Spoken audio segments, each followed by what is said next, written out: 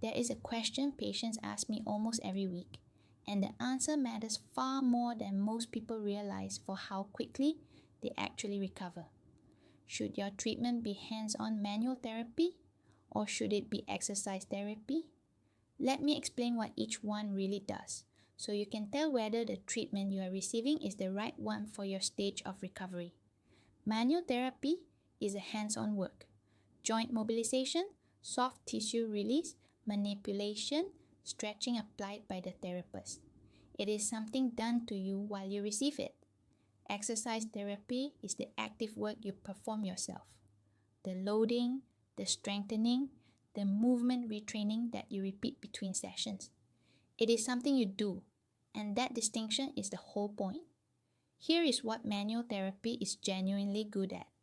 It reduces pain quickly in the short term, it restores joint range that has become stiff, and it calms an irritated guarded muscle so that movement feels possible again.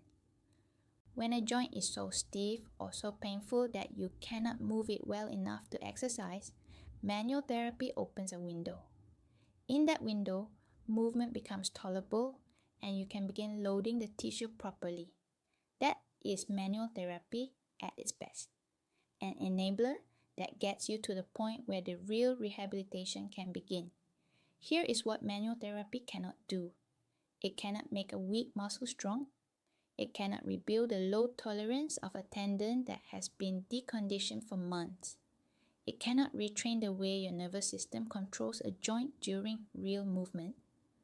Those changes only come from exercise, performed progressively, repeated over weeks, with the load gradually increasing as your tissue adapts.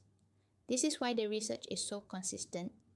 For almost every chronic musculoskeletal problem, exercise therapy produces better outcomes at 6 months and 12 months than manual therapy on its own. The relief from hands-on treatment is real, but it fades if nothing underneath it has actually changed. The muscle you release will tighten again if the weakness that overloaded it is still there. The joint you mobilize will stiffen again if the movement pattern that stiffened it has not been retrained. So, the honest answer to which one is better is that the question itself is slightly wrong. The best results almost always come from combining them in the right order for your specific stage.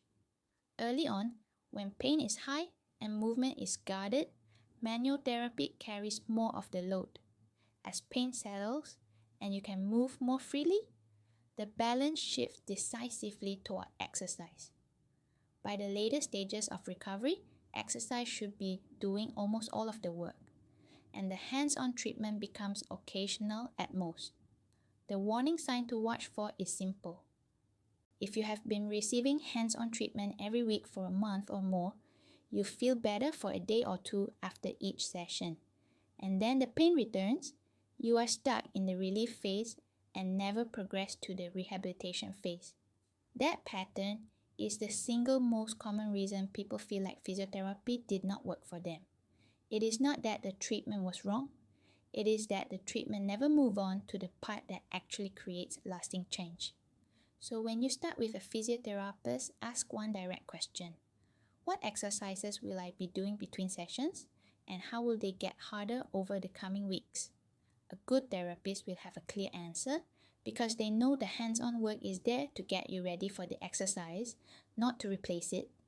If the answer is vague, or there is no progressive exercise plan at all, that is worth raising before you commit to weeks of passive treatment. Let me give you a concrete picture of how the two work together in a real recovery. Imagine a stiff, painful shoulder that you can barely lift to shoulder height.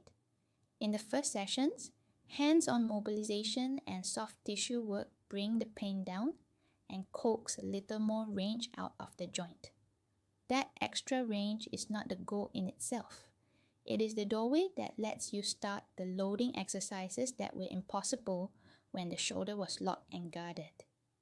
As the weeks pass, those exercises rebuild the strength and control of the muscles around the joint, and that is what makes the gain permanent.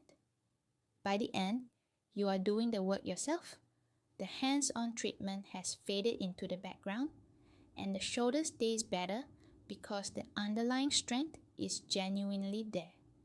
That is the pattern of a good recovery, and it applies to almost every region of the body. It was to get you better and then get out of your way.